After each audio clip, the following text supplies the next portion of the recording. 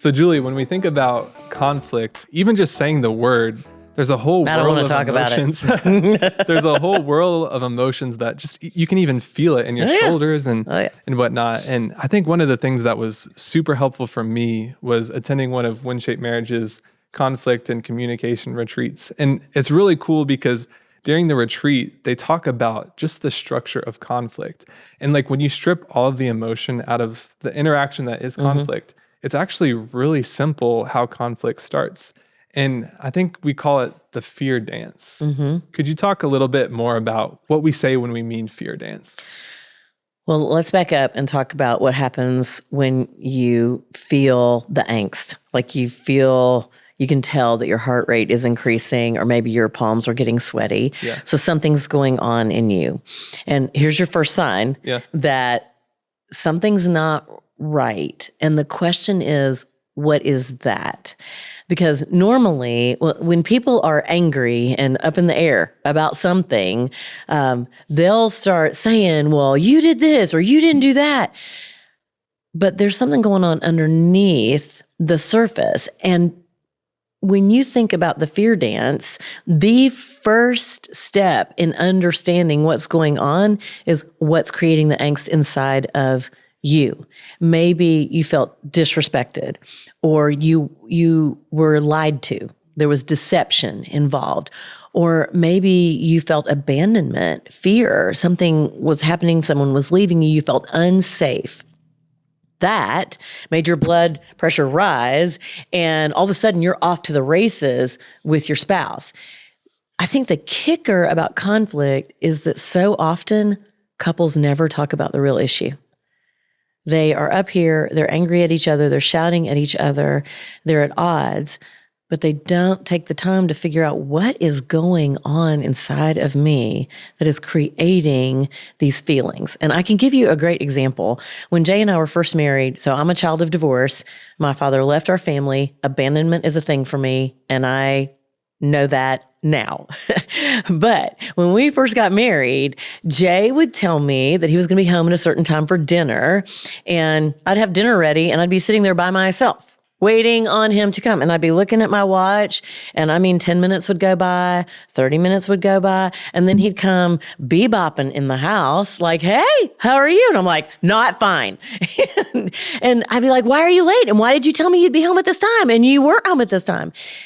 And he's like, what is happening? Like, this is big, and it feels really big for like being 30 minutes late or whatever. And over time, what I really figured out is this is about me, because when I was growing up and when my father left our family, he would often say he was working late, and he wasn't working late. He was having an affair. And so there's all these things going through my brain thinking, well, what if he's doing this? What if he's doing that? I had no indication that he was doing any of those things. But the reality was that's what's spinning in my head.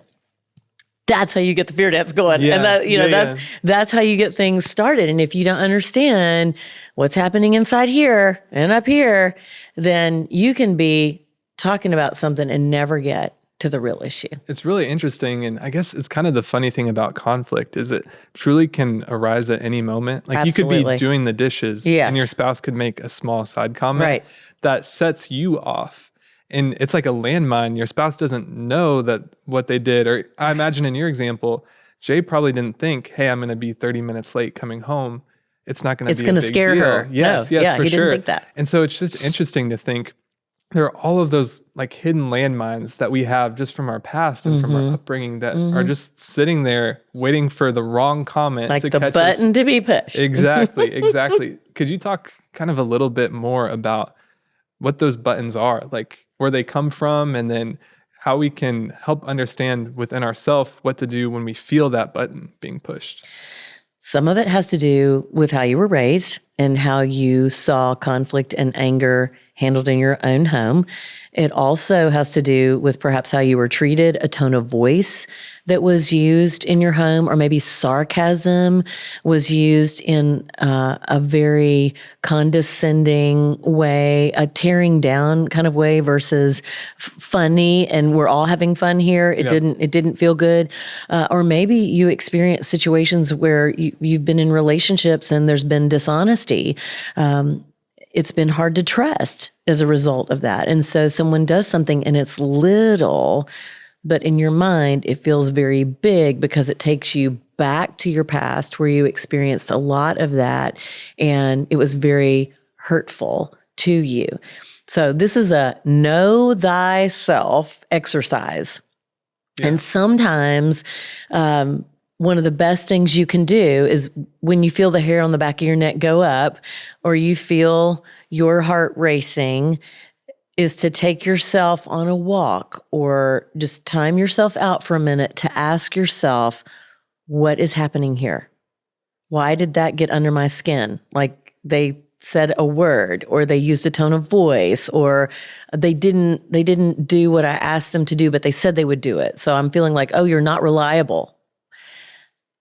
Ask yourself what's going on in here so that then you can actually have a constructive conversation.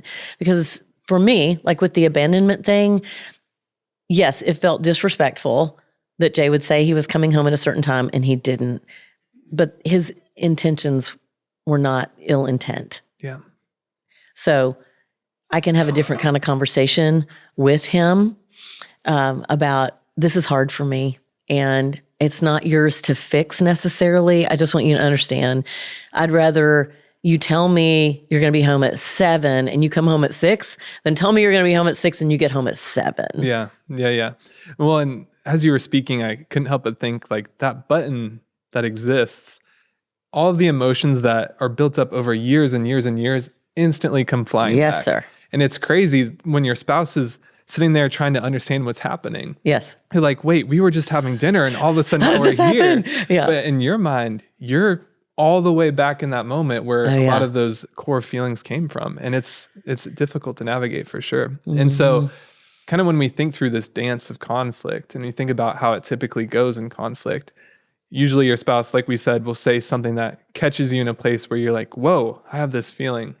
And let's say in that moment, you don't process and kind of understand the things that are going on inside of you and you react kind of what's next in the cycle of conflict there. Well, then you're off to the races. Yeah. Because so now you're going at it. And usually you're not even talking about the thing. You're just saying, well, that made me mad. And how could you do this? And how could you say that about me? And your spouse is like, what do you mean? How could I say that? I just said, hi, honey. Yeah, So recognizing that you're off to the races. And this isn't a situation of, well, I'm going to be the mature one in our relationship. And I am going to say, hey, we need to stop. That will not help things. That will probably make you even more sideways. But recognizing, hey, I know we're going at each other. I'm not sure that I'm clear on what I did that irritated you. So can you help me understand that? Give me some perspective here. And you're not saying that in a sarcastic or snarky way. You're really asking for more information so that we can have a healthy conversation around this, whatever it is. Because if you go after someone, if you just get up in their face, 9 times out of 10, people don't do well with harsh startup. Yeah. They tend to like back away. They want to get away from that because they're afraid of what they're going to say or what they might do. So understanding that harsh startup isn't helpful and perhaps slowing yourself down and saying, I am super angry right now. And I need a minute to think before I say something I'm going to regret. Yeah. Because that's the other thing. When you get on this fear dance, when someone has pushed your buttons, what comes out of your mouth? It's like toothpaste. I mean, take toothpaste and squirt it out, and then try and get it back in the tube. It's a hot mess. And that's exactly what your relationship is going to be. Because you can look at that person that you love and say, oh, I didn't mean that. But in that person's mind, they're saying, well, you said it. Yeah. So you were thinking it. So yeah. What exactly? What did you mean? Yeah. And it's really easy to see how even just a small offhand comment about dishes or dinner or things like that, when you hear that, you react to it, you say something back to your spouse that might be a little bit offhanded, might catch them off guard. Yeah. All of a sudden, they're in that same spot you were. They're thinking, what the heck? Where was that coming from? You know? Right. And so then in that moment, they're processing, they're trying to tell themselves a story of like, why would she say that to me? Mm-hmm. And that'll only drive you deeper and deeper into conflict because your spouse is then going to go and say something probably even harsher back to you. Yes. And so I think it's really easy to see how if you don't stop and process, you can get caught up in the cycle of you triggering them, they trigger you, back and forth, until you get to a point where it's like, we were just eating dinner and now we're in this full-on conflict. Yeah. I think it goes back to, what do you believe about your spouse? Yeah. And what do you know to be true about your spouse? In most conversations that I have had with couples, there is no ill intent meant. But when one person starts digging, then the other person comes back with a dig. Yeah. And that's when you're in the danger zone. And so if you can enter into something when your button's pushed, if you can work really hard to pause before you speak and just ask yourself, am I hungry? Am I angry? Yeah. Am I exhausted here? What do I think he or she really meant there? Like, are they trying to start something with me or get under my skin? Or am I particularly on edge? And once you've kind of gone through the list, then you could turn around and say, that felt sideways or hurtful. Did you mean that like that? I'm kind of trying to figure it out. Yeah. And give them the opportunity to say, oh yeah, I 100% meant it because I'm angry at you. Yeah. Or no, I didn't mean it that way at all. This is what I meant. And so it's kind of like giving the benefit of the doubt first, asking for more information. If you don't want to get on that fear dance, which some people refer to as the crazy cycle of here we are again, we're having the same fight, 100 different times, right, over the same thing. Yeah. If we don't want to do that, then we have to make the decision to be intentional about doing something different and not jumping into the fear dance. Yeah. And I think one of the things that was interesting for me when I stepped into marriage was I didn't even know what my buttons were. And then when we were having amazing. all this conflict was coming up and I was like, where is this coming from? And you learn a lot about yourself just by stepping into marriage and understanding how two people interact together. Yeah. And you realize, whoa, I didn't realize that was from my past. I didn't realize I had that. Mm-hmm. And it opens up this whole new world of things that you realize like, okay, this is something I have to be conscious of, which is really interesting. Which you said the key word. Yeah. This is something I need to be conscious of. Yeah. There are things that I need to take hold of and I need to work on. It's not Jay's job to fix that for me. It's helpful for him to be aware and not intentionally push my buttons, but it's definitely my work to do. Yeah, for sure. And so it kind of sounds like in that fear dance, one of the helpful things that you can do is just pause for a second. Yeah. Just think about, did my spouse actually mean to say that? Yeah. And then even just thinking through like, okay, what's going on within me that makes me feel those emotions, which is a great point too. And you also touched on this a little bit. You spoke on harsh startup and this idea of like when you jump into something real aggressively and it's just kind of out of nowhere, it can kind of cause the conflict to go sideways even from the beginning. Could you talk a little bit about just how to start conflict well? Well, you could for one say, I'd like to talk to you about something that happened earlier. Is now a good time to have a conversation? Yeah. And if they say now isn't a good time, then the question is, when would be a good time? And I would strongly encourage couples to think about, when are you freshest? Like, is that in the morning? Is it right after dinner? But like, when are you most relaxed and your brain is like functioning on all cylinders, so that you take advantage of everything, all your skills, all your tools to be able to have a hard conversation? Yeah. And it sounds like jumping straight into it, and maybe like we had the dinner example, like if Jay had gotten home and you just jumped in and said, Jay, I'm upset with you because you're home late. I did that. All of a sudden he's like, where is this coming from? If you actually just kind of started slow. Right. And said like, hey, Jay, you're home late. This is why it matters to me. Yeah. And you kind of start the conversation from that way. You can see the whole nature of conflict going so much more smooth from that point forward. Well, so great point. Yeah. Because you can get all amped up before you ever see the person, right? I was in my mind thinking about how I was going to have a conversation with him and all the things that needed to be said. And I wasn't leaving anything on the table, man. It was all coming.